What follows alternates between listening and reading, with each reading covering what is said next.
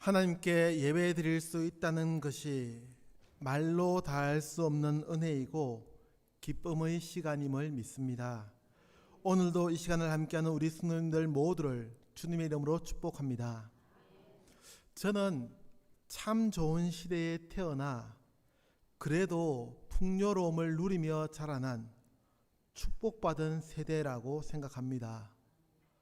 별로 인정하지 않으시는 것 같은데 지리산 촌놈이 그래도 대구 광역시 사는 자매를 만나서 결혼도 했고 지금은 살기 좋은 포항시에 살고 있으니 얼마나 성공했습니까? 압니다. 제가 자라면서 힘든 일도 많았습니다. 지금 생각해 보면 어떻게 그렇게 했을까 하는 생각도 듭니다. 초등학교는 4km를 걸어 다녔고 산길을요.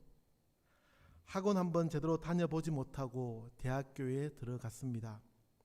문제지를 살 돈도 없어서 친구가 보내준 문제지를 보며 공부했고 라면 하나 사 먹을 돈이 없어서 고픈 배를 움켜쥐고 잠들 때도 있었습니다. 그래도 돌이켜 생각하면 우리 부모님 세대 그리고 그 이전 세대들의 수고와 노력으로 참 좋은 시대를 지내왔습니다. 신앙적으로도 저는 참 좋은 시기를 지내왔다고 믿습니다. 부흥회를 경험했고 지금이야 부흥회를 해도 3일 정도 하지만 제가 어릴 적에는 보통 4일에서 5일은 했던 것으로 기억합니다. 우리 성도님들도 기억하시죠? 그때에는 부흥회 하면 일주일씩 하는 경우도 있지 않았습니까? 그뿐입니까? 부흥회의 저녁 집회는 보통 3-4시간을 했고 새벽과 오전, 오후, 저녁 시간마다 모여서 말씀 듣고 기도했습니다. 저는 그런 신앙의 열정이 있던 시대를 경험한 것이 하나님의 은혜였다고 믿습니다. 또 저는 경배와 찬양이라는 전국적인 찬양 집회도 경험한 세대입니다. 참으로 대단했죠.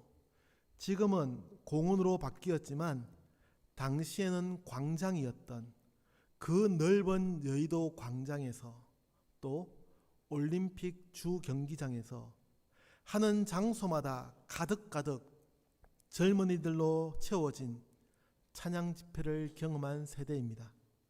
그때 참 많이 불렀던 찬양이 내가 원하는 한 가지 주님의 기쁨이 되는 것, 이 찬양이었습니다. 한번 상상해 보십시오. 그 넓은 올림픽 경기장을 이 찬양으로 가득 채우며 젊은이들이 통성으로 기도하고 눈물로 기도했습니다. 잠시 그 감격스러운 기억들을 추스르며 요즘 젊은이들은 기성세대들이 보시기에 신앙의 열정이 없는 것처럼 보이죠. 그런데 꼭 그렇지만은 않다고 합니다. 우리 성도님들은 위러버라고 아십니까?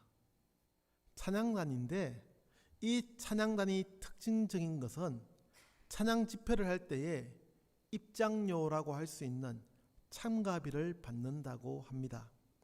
찬양 집회를 유료로 하는 것이 옳으냐 아니냐에 대한 찬반이 있기는 하지만 그것은 차치하고 이 집회 공지가 나오면 참가비가 대략 2만 원 정도인데 10분 안에 전석이 매진된다고 합니다. 뿐만 아니라 오늘 저녁에 찬양 집회가 있다고 하면 그날 아침부터 줄을 서서 입장을 대기한다고 하니 다른 나라 이야기처럼 들리지만 우리의 젊은 세대들이 그토록 이 찬양 집회를 기다리고 사모한다고 합니다. 아직도 그런 신앙의 열정을 가진 이들이 많다는 것을 보여줍니다. 그러면 본문에 대한 간략한 소개를 먼저 드리고 좀 더 구체적으로 말씀을 생각해 보려 합니다. 함께 읽은 본문의 말씀은 다윗이 한 나라의 지도자, 즉 이스라엘의 왕이 된 이후의 상황입니다. 그는 한때 사울을 피해 도망 다녀야 했던 비참한 처지였지만 이제는 어엿한 한 나라의 왕이 되었습니다. 그러나 그 과정이 순탄하지만은 않았습니다. 다윗은 사울과 베냐민의 죽음 이후에 유다 지파의 왕, 즉 한 족속의 왕이 먼저 되었습니다. 그리고는 사울을 이어 왕이 되었던 이스보셋과 크고 작은 전쟁들을 치르며 2년 정도의 시간이 흘러갑니다. 그 후에야 다윗은 이스라엘 전체의 왕으로 세움을 받았습니다. 이런 상황에서 본문은 다윗의 통치 초기에 있었던 하나의 사건을 기록합니다. 말씀을 함께 읽었으니 다 아시죠? 그동안 아비나답의 집에 있었던 법궤, 본문에서는 하나님의 궤라고 하는 것을 다윗성, 즉 예루살렘으로 가져오게 합니다. 여기서 몇 가지를 참고로 말씀드리려 하는데, 첫 번째는 그렇게 하나님의 궤가 방치되다시피 아비나답의 집에 머물러 있었던 기간입니다. 몇 년 정도일까요? 네, 최소한으로 잡아도 무려 47년이 넘습니다. 사무엘상 7장 2절에서는 법궤가 20년 동안 아비나답의 집에 있었다고 하는데 이는 전체 기간을 의미한다고는 볼 수 없을 듯합니다. 왜냐하면 사울 왕이 통치했던 기간이 40년이고 법궤는 사울이 왕이 되기 이전에 블레셋에 빼앗겼습니다. 그리고 다윗은 사울 왕이 죽은 이후에 헤브론에서 왕이 되어 7년하고도 6개월을 있다가 예루살렘으로 수도를 옮겼기 때문에 다윗의 저기와 동시에 법궤를 가져왔다고 해도 최소 47년 이상은 됩니다. 우리가 이런 기간을 계산해서 알 수 있는 분명한 사실은 그 긴 시간, 약 50년이 되는 그 긴 시간 동안 하나님께 예배가 제대로 드려지지 않았다는 점입니다. 두 번째는 성경을 읽어보신 분들은 아시는 내용일 텐데 아비나답은 기럇 여아림에 거주하는 사람이었습니다. 그런데 본문에서는 바알레 유다라고 그 장소를 소개합니다. 이름은 다르지만 같은 장소입니다. 이를 정확하게 알 수 있는 것은 역대상 13장의 말씀을 함께 읽으면 알 수 있습니다. 본문과 같은 내용을 기록하는 역대기의 말씀인데 역대상 13장 6절에서 같은 장소라고 소개하고 있습니다. 세 번째는 다윗이 하나님의 궤를 단순하게 옮기지 않았다는 것을 알 수 있습니다. 본문 1절에서도 다윗은 3만 명의 사람들을 선별하여 함께 했다고 기록하는데 역대상 13장에서는 조금 더 자세하게 이런 과정들을 소개합니다. 나중에 꼭 한번 비교하면서 읽어보시기를 권해드립니다. 역대상 13장에서 다윗은 모든 지휘관들과 먼저 의논합니다. 그리고 이스라엘 사람들을 설득하였고 그 후에 제사장과 레위 사람들을 모아서 하나님의 궤, 즉 법궤를 옮겨옵니다. 성경은 다윗이 이스라엘의 왕이 된 이후에 비교적 초기에 하나님의 궤를 옮겨왔다고 기록합니다. 그래서 저는 다윗을 믿음으로 사는 인생이라고 평가합니다. 그는 참으로 힘든 삶의 여정을 거쳐왔습니다. 얼마나 고생했습니까? 얼마나 힘들었습니까? 가족을 모압으로 피신 보내야 했고 더는 이스라엘 땅에 거주할 수가 없어서 원수의 나라였던 블레셋으로 숨어 들어야 했습니다. 2번이나. 그는 어쩔 수 없이 도망치듯 망명하듯 블레셋으로 도망가야 했습니다. 그럼에도 다윗은 그런 힘든 순간마다 자신을 붙잡고 계시는 하나님을 경험합니다. 이제 그런 그가 왕이 되었는데 가장 먼저 해야 할 일이 무엇이겠습니까? 그는 다른 모든 중요한 것보다 먼저 하나님을 찾았습니다. 하나님과 함께하는 것이 기적을 이루는 삶의 열쇠임을 잊지 않았던 것입니다. 또한 자신을 따르는 무리와 사울 왕을 따르던 무리로 두 개로 양분되어 있던 이스라엘을 하나로 모을 수 있는 단 하나의 힘이 있다면 그것은 바로 자신들의 정체성, 하나님을 섬기는 민족으로 다시 세우는 것이라고 생각했습니다. 그는 하나님의 궤를 통해 더 이상 분열하는 나라가 아니라 하나 되는 나라를 만들어 갔습니다. 그런데 그 과정이 순탄하지만은 않았습니다. 우리가 오늘의 본문에서 첫 번째로 생각할 문제, 그것은 알아야 한다는 사실입니다. 알지 못하면 실수하게 됩니다. 단순한 실수야 얼마든지 배우면 됩니다. 그러나 돌이킬 수 없는 실수를 하는 것은 막아야 하지 않겠습니까? 알아야 제대로 할 수 있습니다. 무슨 말입니까? 하나님의 궤를 예루살렘으로 옮겨오는 과정이 처음에는 순탄하게 진행되는 것 같았습니다.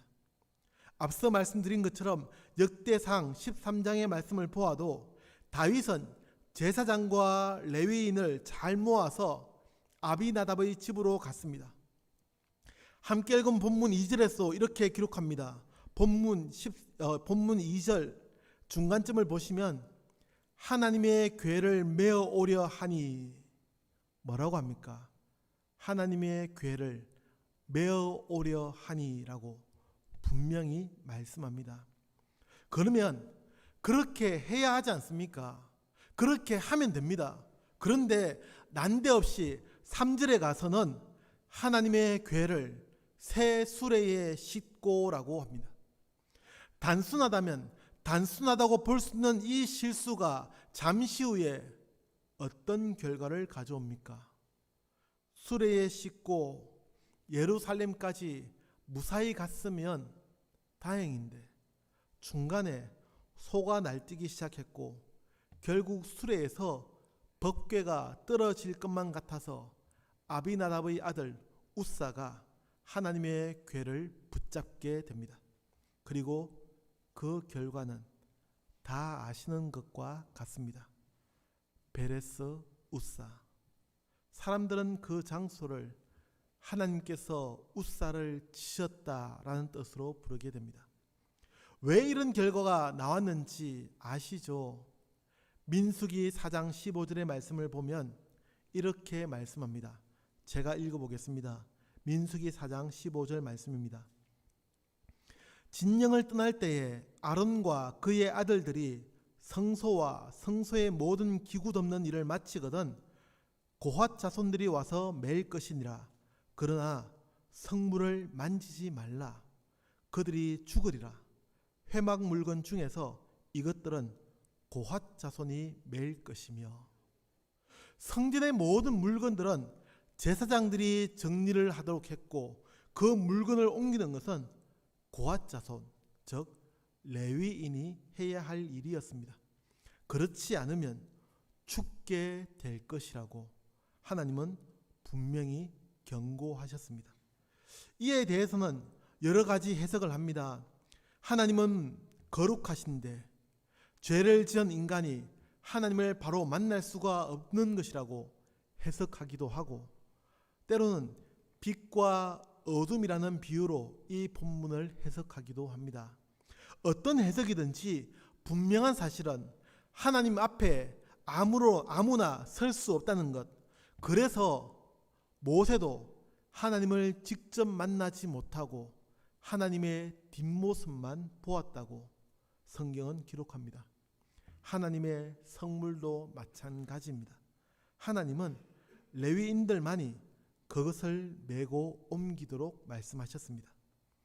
다윗은 이 사실을 좀 더 분명하게 기억했어야 합니다. 다윗이 이 사실을 좀 더 분명하게 알았다면, 아니 당시의 제사장들과 레위인이 이 사실을 소홀히 생각하지 않았다면 일어나지 않았을 불행한 사건입니다. 누군가는 이렇게 얘기했을지 모릅니다. 그 긴 거리를, 그것도 예루살렘으로 올라가는 그 산길을 어떻게 사람이 벗개를 메고 올라갈 수 있겠냐고.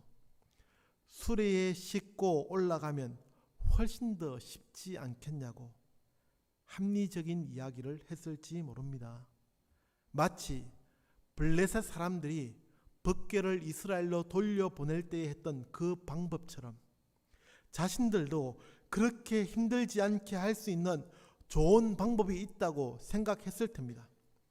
하나님의 이 분명한 경고의 말씀이 흐려졌기에 일어난 불행한 사건입니다. 알아야 합니다. 기억해야 합니다. 그렇지 않으면 다윗이 했던 이런 실수가 우리의 일상에서도 반복되기 때문입니다. 사랑하는 성도 여러분, 믿음으로 사는 인생은 하나님께서 우리에게 무엇을 원하시는지 분명하게 기억하고 아는 것에서 시작됩니다. 하나님께서 원하시는 삶을 살아야지 내가 편리한 대로 살면 되지가 않습니다. 그래서 호세아 선지자는 6장 3절에서 그러므로 우리가 여호와를 알자, 힘써 여호와를 알자라고 외치듯 하나님의 말씀을 전합니다. 사랑하는 성도 여러분, 하나님이 우리에게 원하시는 삶을 기억하고 알아가는 성도들이 되기를 주님의 이름으로 축복합니다. 두 번째로 우리가 본문에서 생각해야 할 것은 이 사건 이후에 가졌던 다윗의 태도입니다. 다 같이 8절의 말씀을 한 번 더 읽겠습니다. 8절 말씀입니다. 시작. 여호와께서 웃사를 치심으로 다윗이 분하여 그곳을 베레스 웃사라 부르니 그 이름이 오늘까지 이르니라. 아멘. 다윗이 분하여. 참 이상하지 않습니까? 저는 이 구절이 목에 걸리듯이 탁 하고 걸립니다. 대체 다윗은 누구에게 화를 냈다는 걸까요?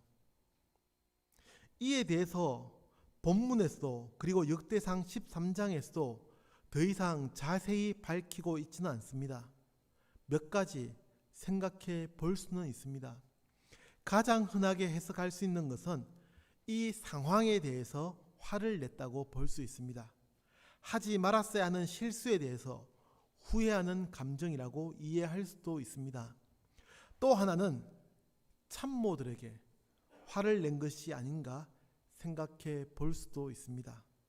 처음 계획대로 벗개를 레위인들이 메고 옮겼어야 하는데 그 계획을 변경하도록 했던 그 사람들에게 화를 낸 것입니다.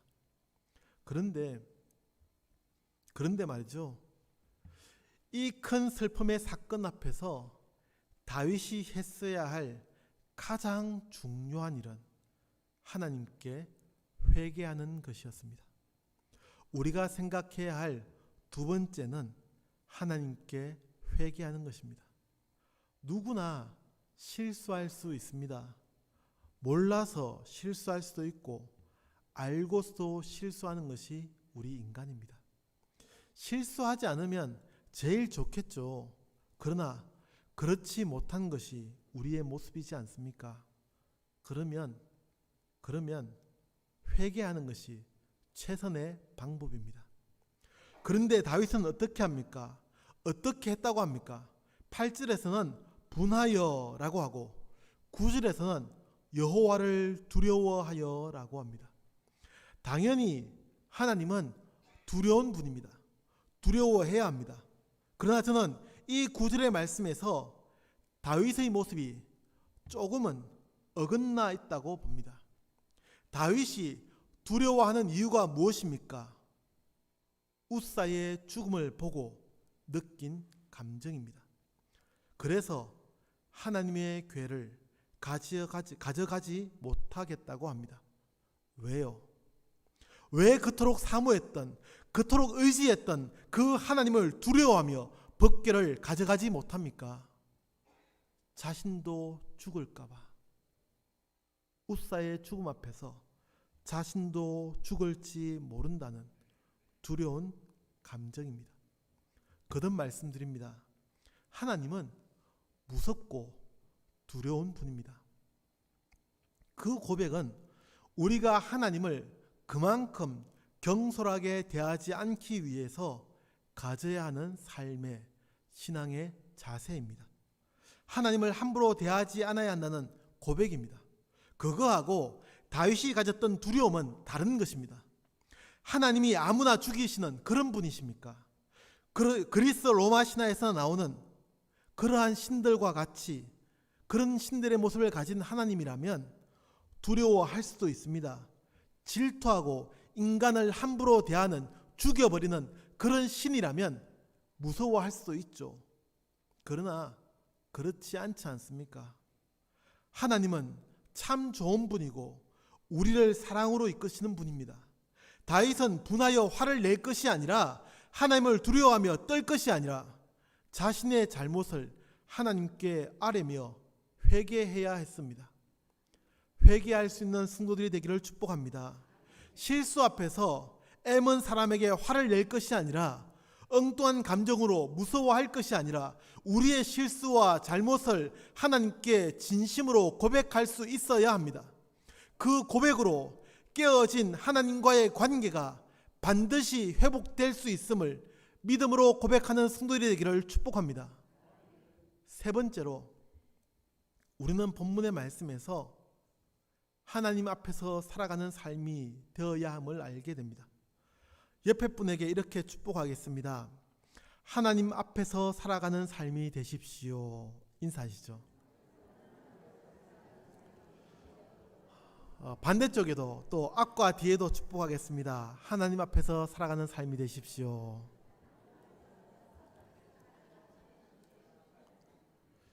그래도 다윗이 대단한 것은 자신의 실수와 잘못을 금방 알아차리고 고친다는 점입니다. 법궤는 예루살렘으로 옮겨가지 못하고 잠시 오벳 에돔의 집으로 옮겨 놓습니다. 그러자 하나님께서 베풀어 주신 은혜, 11절의 말씀을 보시면 여호와께서 오벳 에돔과 그의 온 집에 복을 주시니라 라고 합니다. 이 소식을 누군가 다윗에게 알려주었고, 다윗은 다시 하나님의 궤를 예루살렘으로 옮겨갑니다. 그런데 이번에는 어떻게 합니까? 12절에서 하나님의 궤를 기쁨으로 메고 라고 합니다. 역대상에서는 좀 더 구체적으로 이 모습을 기록합니다. 역대상 13장은 웃사의 사건까지만 기록하고, 이어서 15장에서 다시 법궤를 옮겨가는 과정을 기록하는데, 베레스 웃사의 사건이 왜 일어나게 되었는지를 분명하게 파악하고 레위 사람들을 세워서 하나님의 궤를 옮겨갔다고 기록합니다. 참고로 저는 오벳 에돔의 집에 복을 주셨던 이 구절을 다시 생각해 봅니다. 성경은 50년 가까운 긴 시간 동안 법궤를 간직하고 있었던 아비나답의 집이 복을 받았다고 기록하지 않습니다. 그런데 3개월만 법궤를 보관하고 있었던 오벳 에돔의 집은 복을 받았다는 겁니다. 이 차이가 무엇이었을까요? 또 오벳 에돔이라는 이 사람의 이력이 특이합니다. 10절과 11절을 보시면 이 사람을 가드 사람이라고 소개합니다. 그러니 성경에서 기록되는 다른 오벳 에돔과는 동명이인이라는 것을 알 수 있는데, 이 사람이 가드 사람이라는 점이 특이한 점입니다. 가드가 어디 땅입니까? 블레셋의 땅입니다. 그것도 블레셋이 법궤를 빼앗아 갔다가 하나님께서 내리신 재앙을 경험한 곳, 그 중에 하나가 바로 가드입니다. 사무엘상 5장 9절 말씀을 보시면 그것을 옮겨간 후에 여호와의 손이 심히 큰 환난을 그 성읍에 더하사 성읍 사람들의 작은 자와 큰 자를 다 쳐서 독한 종기가 나게 하신지라 라고 합니다. 이런 경험을 했던 지역이 바로 가드였습니다. 그리고 그 지역의 출신이 바로 오벳 에돔이었습니다.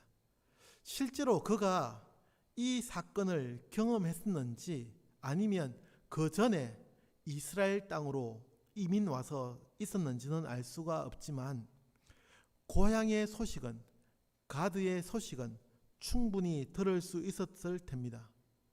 그런데도 그는 하나님의 궤를 자신의 집에 모셨습니다. 저는 이 차이가 하나님을 대하는 차이였다고 믿습니다. 얼마나 오랜 시간 하나님의 궤를 보관하고 있었는지가 아니라 어떤 자세로 하나님의 궤를 보관했는지가 중요한 것입니다. 얼마나 오랜 시간 동안 신앙생활을 했느냐가 아니라 어떤 자세로 하나님을 믿고 신앙생활을 하고 있느냐가 더 중요하다는 말씀입니다. 아무리 오래 보관하고 있어도 진심이 아니면 소용이 없다는 것입니다. 사람들은 잘 모르죠. 그러니 20년, 30년, 50년 신앙생활을 했다고 하면 와, 대단하다라고 인정해 줄지 모릅니다. 아비나답처럼 50년 동안 보관했다고 대단한 사람이라고 인정할지 모릅니다. 그러나 하나님이 보시기에는 단 하루를 살아도 어떻게 어떤 자세로 사느냐가 중요합니다. 진심이 아니면 소용이 없습니다. 오벳 에돔은 단 3개월 만에 하나님의 복을 받았습니다. 그만큼 하나님을 대하는 삶의 자세가 달랐습니다. 이런 삶의 자세로 하나님을 섬기는 성도들이 되기를 축복합니다. 다윗도 그랬습니다. 그는 사람들의 시선에 아랑곳하지 않았습니다. 본문 14절 말씀 한 번 더 같이 읽겠습니다. 시작. 다윗이 여호와 앞에서 힘을 다하여 춤을 추는데 그때에 다윗이 배 에봇을 입었더라. 아멘. 제가 왜 이 구절을 다시 읽자고 했는지 아시겠습니까? 여호와 앞에서, 다윗이 여호와 앞에서라고 합니다. 다윗은 한 나라의 왕이었지만 법궤를 옮겨가는 그 자리에서는 하나님만을 바라보았던 사람이었습니다. 그래서 하나님 앞에서 살아가는 삶입니다. 하나님 앞에서는 체면을 차리지 않았습니다. 하나님이 함께하고 있는데 무엇이 더 중요하겠습니까? 그는 하나님의 궤를 옮겨가고 있다는 그 사실에 기뻐하며 즐거워했습니다. 오롯이 하나님 앞에서 즐거워했습니다. 이런 삶이 은혜와 복이 넘치는 삶이 될 줄로 믿습니다. 우리 성도님들이 다윗과 같이 하나님 앞에서 기뻐하며 살아가는 삶이 되기를 축복합니다. 사랑하는 성도 여러분, 다윗은 왕이 된 이후에 하나님의 궤를 다시 찾았습니다. 그동안 방치되듯 내버려 두었던 그 하나님의 궤를 옮겨왔습니다. 왜입니까? 하나님과 함께했던, 비록 힘들고 고통스러운 과정이었지만 하나님이 함께했던 그 순간이 가장 복된 시간이었음을 기억했기 때문입니다. 그 믿음으로 그는 살았습니다. 때로는 잘 알지 못해서 실수했고 때로는 하나님께 회개하기보다 엉뚱한 곳에 화를 내기도 했지만 그는 자신의 잘못을 이내 깨닫고 문제를 해결하는 하나님의 사람이었습니다. 저는 서두에 우리가 경험했던 지난 시간들의 경험들에 대해서 말씀드렸습니다. 참으로 열정이 넘쳤던, 믿음으로 하나 되었던 그 순간이었습니다. 이제 다시 일어서야 합니다. 회복되어야 합니다. 올해 우리 교회의 표가 무엇이죠? 네, 회복하고 부흥하게 하소서입니다. 이 표처럼 벌써 2023년의 상반기가 다 끝나가는 이 지점에 다시 회복되는 은혜가 있기를 축복합니다. 과거의 기억으로만 남아있는 것이 아니라 지금도 뜨거운 신앙의 열정으로 믿음으로 사는 인생이 되기를 축복합니다. 특별히 오늘이 6.25가 아닙니까? 우리 민족이 겪었던 그 큰 아픔 속에서도 우리를 이끄시고 붙잡아 주셨던 하나님의 은혜를 기억하며 다윗과 같이 믿음으로 살아가는 우리 성도님들의 삶이 되기를 주님의 이름으로 축복합니다. 기도하겠습니다. 우리를 붙드시고 우리와 함께 하시는 하나님, 늘 주님과 동행하며 주님 앞에서 살아가는, 믿음으로 살아가는 인생이 되게 하여 주옵소서. 예수님의 이름으로 기도합니다. 아멘.